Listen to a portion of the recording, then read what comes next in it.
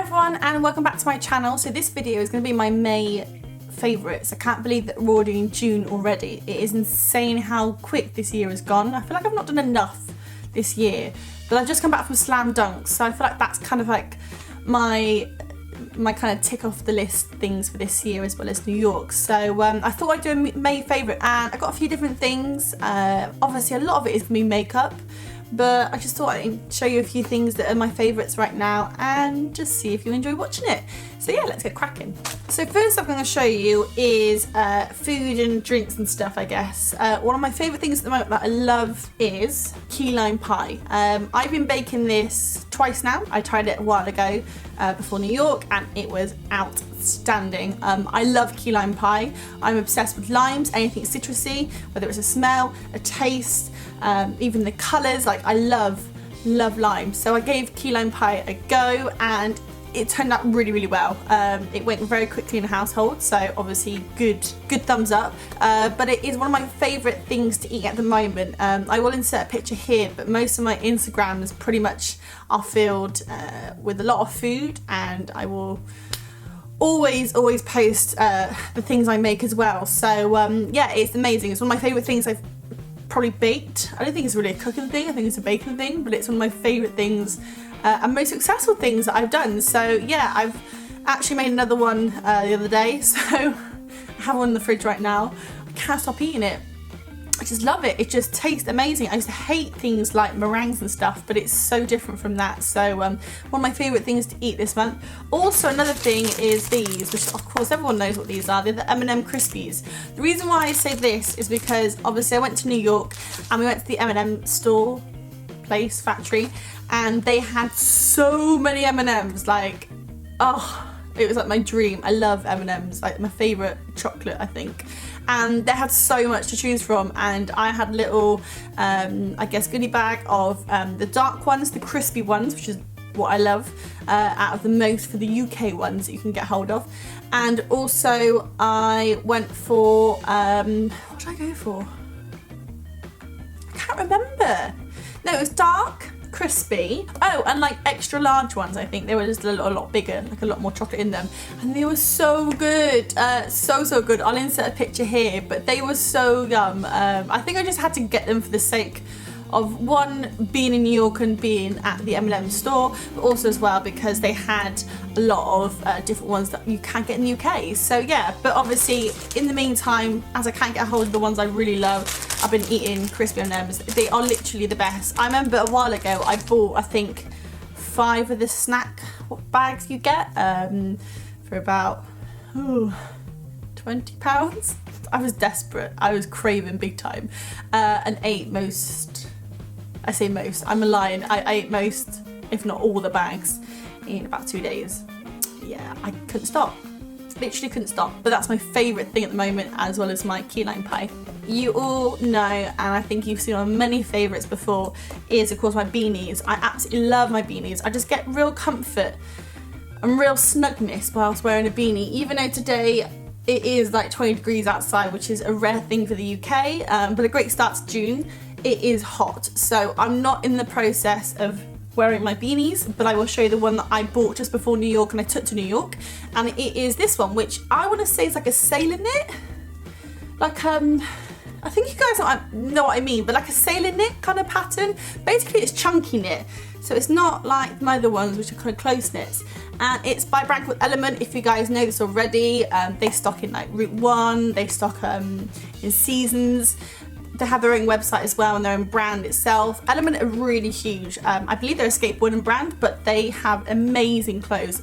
I obviously don't see enough ladies Element clothing, but I do like the men's stuff in there, the t-shirts and the beanies, but I love this one. The great thing, it's not like a real bobbly one, so it sits on my head perfectly. It's the right shape. I love that it's navy. I got a thing about navy at the moment.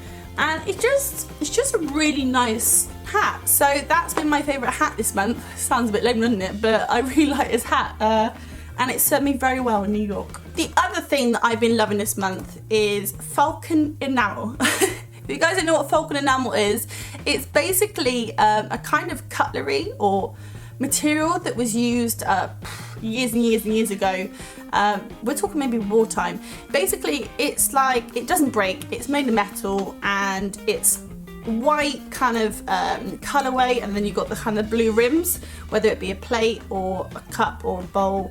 But it's just, I absolutely love Falcon Enamel. I think because it's very Instagrammy and very Pinteresty, it's just hugely popular.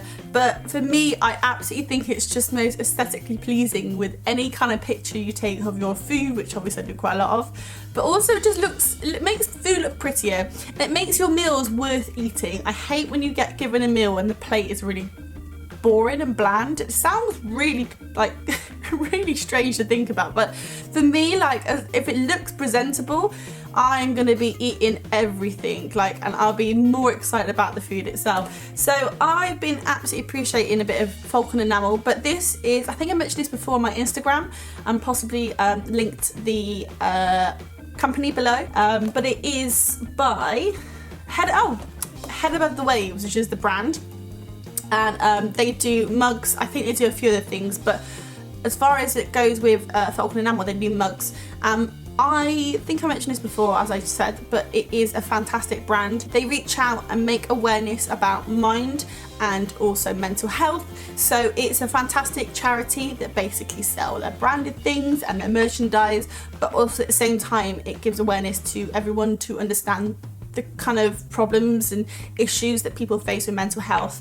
And their quotes are really lovely. It's not, I mean, it's a favourite, right? It is one of my favourites. I drink tea every day from this, though I did mistakenly the other day nearly put this in the microwave, forgetting that this is obviously tin metal.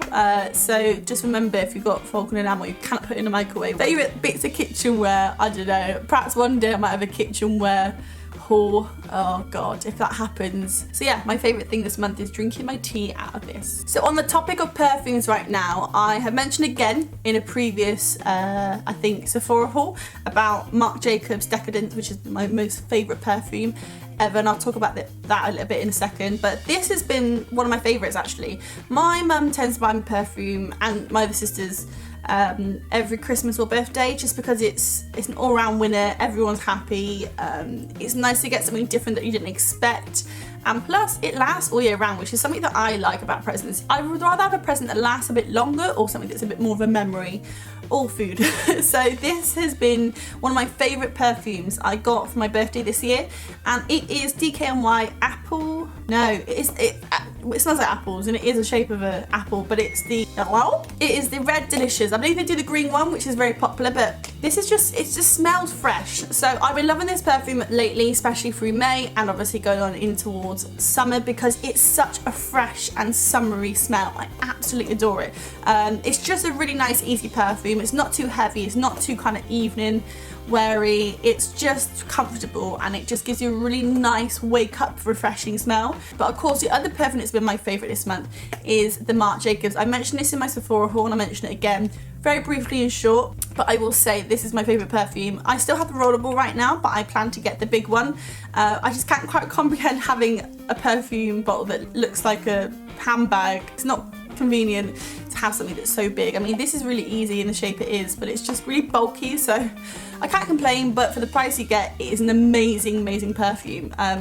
If you want to hear more about it, please go watch my Sephora haul. It will be obviously on my videos, but this is a beautiful perfume. I've had so many good compliments, and I just get such an overwhelming happy feeling, and it reminds me of New York. It is why I buy rings, because I like collecting rings, as you can probably tell, from places that I've been, and also perfumes, because perfumes remind me of memories of places I've been. So yeah, that's my favourite at the moment. So face wise, we're going to talk about makeup.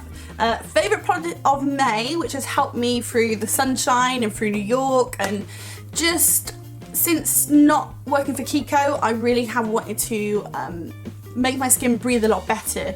I feel lately that when I put foundation on, I just get claustrophobic, anxiety kicks in, and I just don't feel comfortable. So the one thing that's helped me recently, and I remember watching a video, probably a makeup video, a haul video by Viviana Does Makeup, and she mentioned about the Maybelline BB cream. Now this one is a bit different to what she mentioned. This is the bronze BB cream. The other one was a basic BB cream, and it was rated I think in a top 5 if I remember correctly, but this is a fantastic one, and you can add a bit of foundation or concealer to it if you find that it's a little bit too dark. You can really blend it out or add more to it. In regards to like powders sit really nicely on the skin with this kind of BB cream. I find some BB creams can just make everything patch up too much or dry out, but this is amazing. For Maybelline, I haven't shopped it for Maybelline in ages. I don't even remember the last thing I bought, probably concealer maybe by them.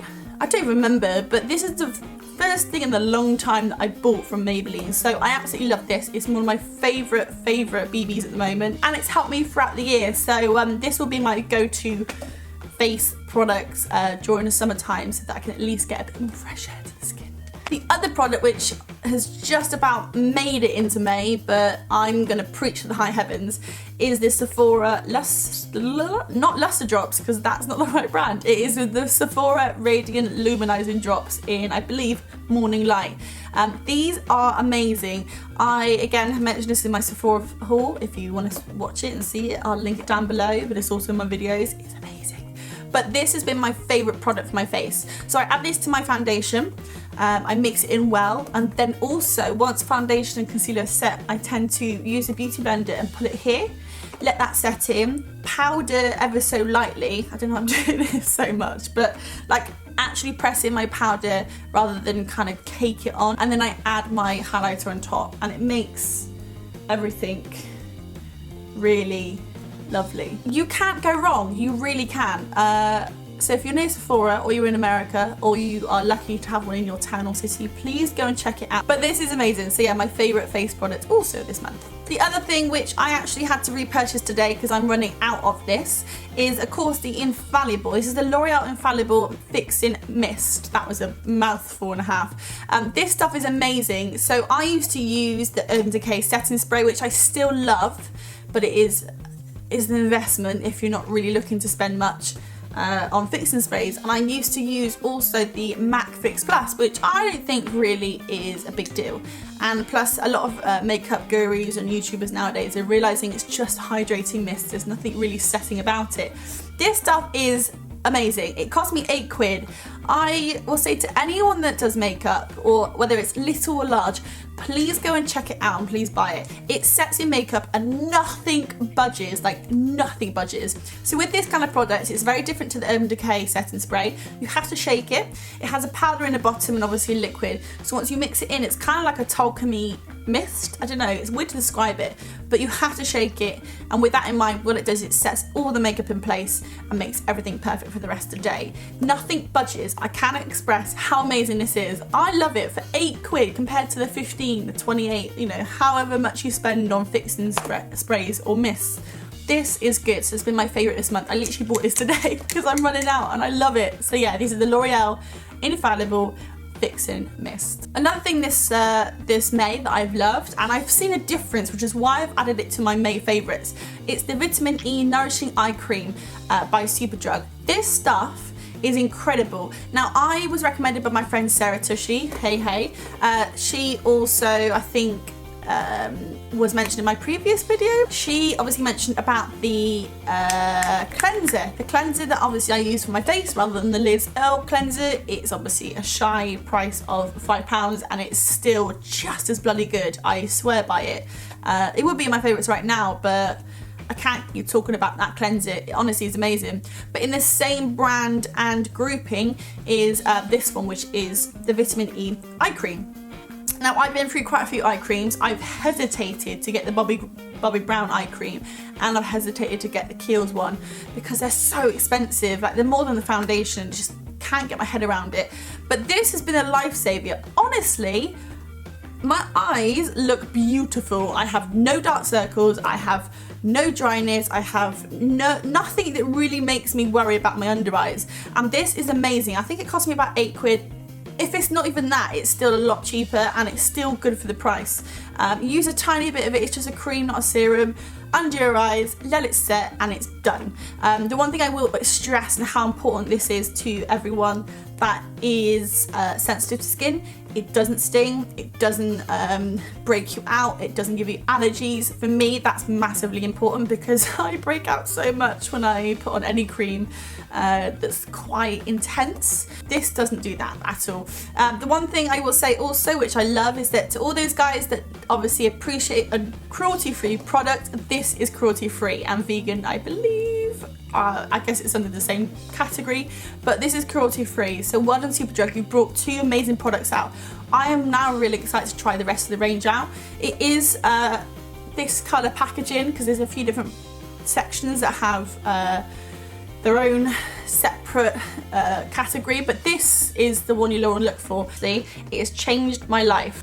I have like no creasing hardly, and my skin doesn't look dry or cakey or coming off. It honestly has made a difference. So I recommend, if you're looking for an eye cream, I'm not going to ramble on anymore, but this is the one to look for. Please check it out, Superdrug. So good, so good. Next up is, of course, I mentioned this in my Sephora already, I'm obsessed, hence why I went back to get 2 more, and one for my mum and one for my sister. So good, like I love it. And this is because of Viviana does makeup, she mentioned this. It's the Smith's Rosebud Salve Balm.